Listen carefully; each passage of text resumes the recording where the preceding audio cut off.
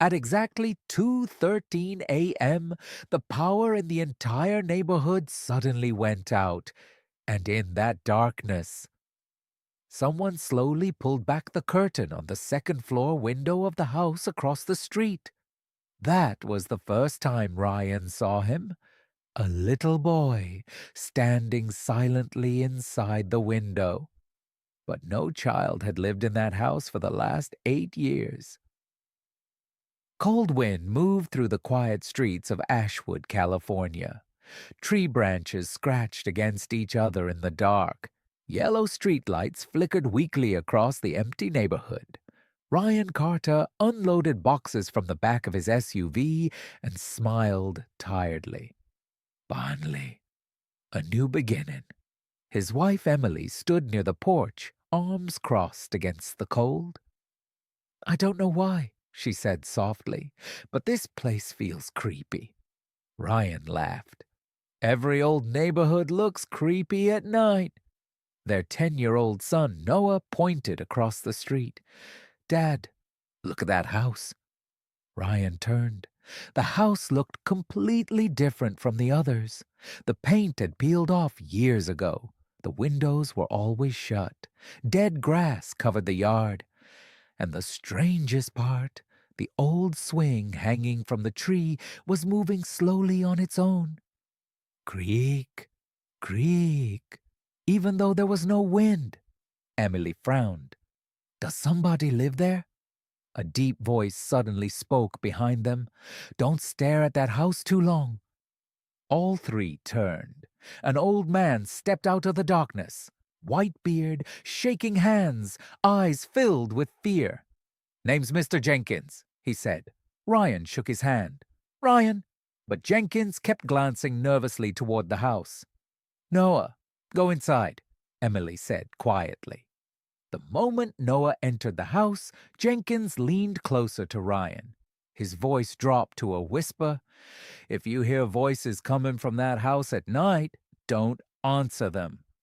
Ryan chuckled awkwardly. "Excuse me?" "And if you ever see a child in the window," Jenkins' eyes trembled, "never go near him." Without another word, the old man walked away. Emily looked uncomfortable. "What the hell was that?" Ryan shrugged. "Old people, weird stories." But later that night, they realized Jenkins wasn't joking. Around 2 a.m., Emily and Noah were asleep. Ryan walked downstairs to get water from the kitchen. The house was silent. Then, tap, tap, tap, someone was knocking on the window. Ryan froze. Slowly, he pulled the curtain aside. Nobody was there. Only the dark street outside. Then his eyes moved toward the second-floor window of the house across the street, and there he was, the little boy. Pale face, dark circles around his eyes, a strange smile stretching across his lips. Ryan's throat went dry. The child slowly raised his hand, as if calling him over. Then suddenly, a tall black figure appeared behind him inside the room. So tall, its head touched the ceiling. Ryan stumbled backward. "Shit!" Then Noah screamed upstairs. "Dad!" Ryan ran upstairs. Noah was sitting in the corner of his room, shaking violently. "What happened?" "There was someone outside my window!" Emily rushed in. "What?" Noah started crying. "He was smiling at me." Ryan immediately opened the window. Nothing outside, but in the mud beneath the window, small wet footprints led away into the darkness, like a child had been standing there moments ago. The next day, Ryan decided to ask about the house. He visited a small grocery store nearby. A middle-aged cashier named Martha looked nervous the moment he mentioned it. "The house across from mine? Who lives there?" Her expression changed instantly. "Why are you asking?" "Just curious." She glanced around carefully before lowering her voice. "People stay away from that house." "Why?" "8 years ago, the Harris family lived there." Ryan listened carefully. One night, their little boy Ethan disappeared. Missing? She nodded slowly. Police never found him. And the parents? Fear filled her eyes. They were found dead inside the house 3 days later. Ryan swallowed hard. How? She whispered. They ripped their own eyes out. Silence filled the store. Ryan forced a nervous laugh. Come on. But Martha didn't smile. People still hear voices coming from that house. Voices? A child crying for help. Ryan felt uneasy. Martha leaned closer.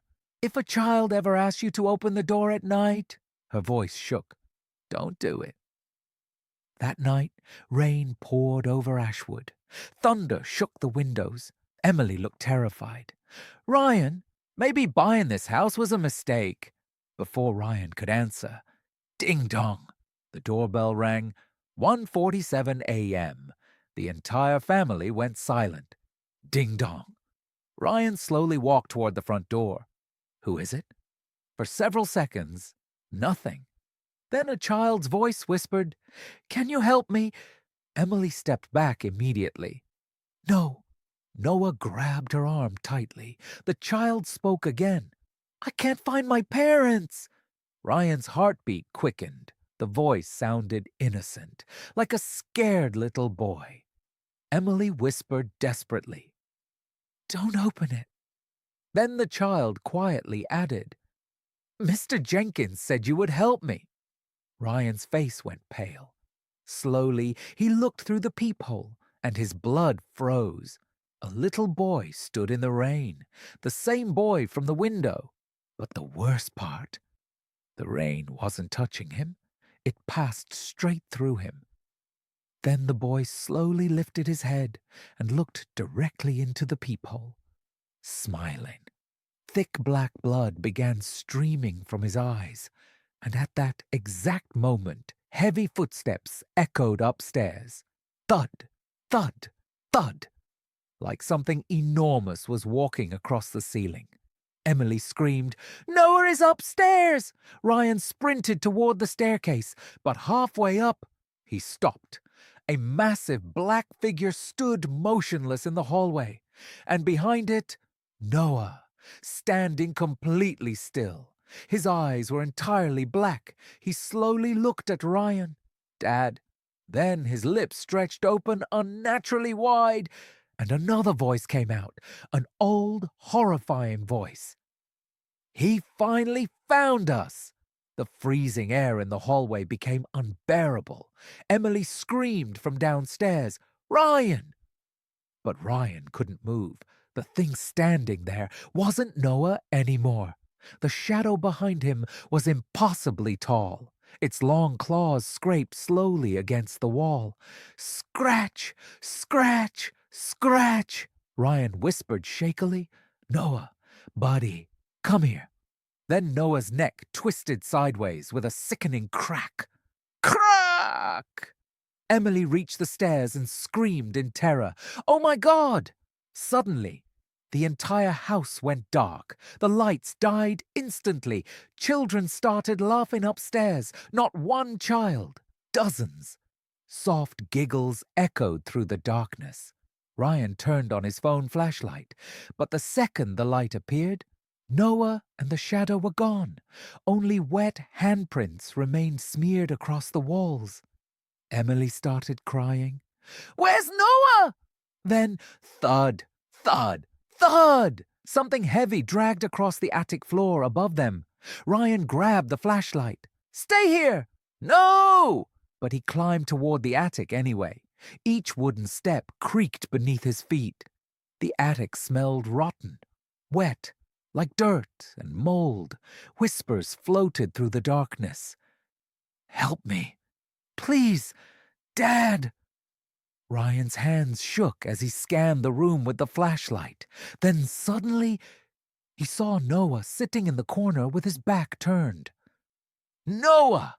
Ryan rushed forward and grabbed his shoulder. The body fell backward instantly. Ryan screamed. It wasn't Noah. It was an old wooden doll with Noah's face carved into it, and beneath it, written in blood, Look behind you! Ryan slowly turned around. The shadow was standing inches away from him. Its breath smelled like decay. Its face barely looked human. Burned skin, black empty eye sockets, and inside its mouth, rows of tiny children's teeth. Then it whispered, "You opened the door!" Suddenly, it grabbed Ryan by the throat and lifted him into the air. His flashlight rolled across the attic floor, revealing dozens of photographs hanging on the wall. Children, different years, 1989, 1990, 1991, 1992, 1993, and the newest photo taken today. Noah, black eyes. Beneath the picture, one word was written. Suddenly, bang! The attic door flew open. Mr. Jenkins stormed inside holding an old shotgun. Get down! Boom! The blast hit the shadow directly in the chest. The entire attic shook violently. The creature stumbled backward, screeching like metal tearing apart. Then its body began melting into the walls like black smoke, but before disappearing completely, it spoke using Noah's voice. "I'll take him anyway." And then, silence. Ryan collapsed onto the floor, coughing. What is that thing?" Mr. Jenkins looked pale. His eyes were filled with tears. "Ethan!" Ryan stared at him. "The missing boy?" Jenkins slowly nodded. "Not anymore." Rain hammered against the roof as thunder echoed outside. Jenkins looked toward the old house across the street. 8 years ago, Ethan Harris didn't disappear. Ryan swallowed hard. Then what happened? Jenkins' hands trembled. His father was involved in occult rituals, black magic. Emily stared in horror. He tried performing a ritual on Ethan. For what? Jenkins looked down. Immortality. The room fell silent, but something answered the ritual. Lightning flashed outside, and whatever came through entered Ethan instead. Emily covered her mouth. Oh, God! That night, Ethan killed his parents. Ryan's stomach twisted. And ever since then, Jenkins slowly pointed toward the house across the street. "He's been searching for new families." Ryan suddenly understood. "Because we opened the door." Jenkins nodded. "Now he wants Noah." At that exact moment, the front door downstairs slowly creaked open by itself. Creak! All three rushed downstairs, but when they reached the living room, Emily screamed. Noah stood near the open front door. Rain poured outside behind him and across the street. The front door of the old house stood wide open. Inside the darkness, dozens of children's silhouettes stood motionless, watching Noah, calling him. "Come home! Come home!" Noah slowly stepped toward the street like he was hypnotized. "Noah!" Ryan grabbed him, but Noah suddenly turned around. His smile looked horribly wrong. "Dad!" His voice deepened unnaturally. "He says you can come too." Suddenly, every streetlight exploded. Bang! Bang! Bang! The entire neighborhood fell into darkness. Then hundreds of glowing eyes appeared inside the old house. Ryan pulled Noah backward, but black hands suddenly emerged from the darkness. Dozens of them. They grabbed Noah's arms and legs, dragging him toward the house. Emily screamed hysterically. Jenkins fired repeatedly. Boom! Boom! Children screamed from inside the darkness. Ryan held Noah with all his strength. "Noah, look at me!" For 1 second, Noah's eyes returned to normal. "Dad, help me!" Then slowly, something stepped out of the house. Ethan. But he barely looked human anymore. His body was unnaturally tall and twisted. Faces of trapped children stretched beneath his skin, hundreds of them, all screaming silently. Ethan smiled. You should have stayed away." Then Jenkins fired his final shot. Boom! The bullet hit Ethan directly in the head. The neighborhood shook violently. Windows shattered. Black smoke exploded from the house. The screams became deafening. Ryan felt warm blood drip from his ears. Then fire erupted inside the old house. Ethan screamed in agony as his body began tearing apart, and one by one, the souls trapped inside him escaped. Small, glowing figures rose into the stormy sky. Among them, a little boy stepped forward. Ethan, normal again, no longer a monster. He looked at Ryan, smiled softly, and whispered, "Thank you." Then he vanished into the light. Within minutes, the entire house collapsed into flames. Everything was over. Or at least, that's what they thought. 3 months later, Ryan and his family had left Ashwood behind. New city, new house, new beginning. But Noah was different now. Quiet, emotionless. Sometimes Ryan would catch him staring into empty corners of the room for hours.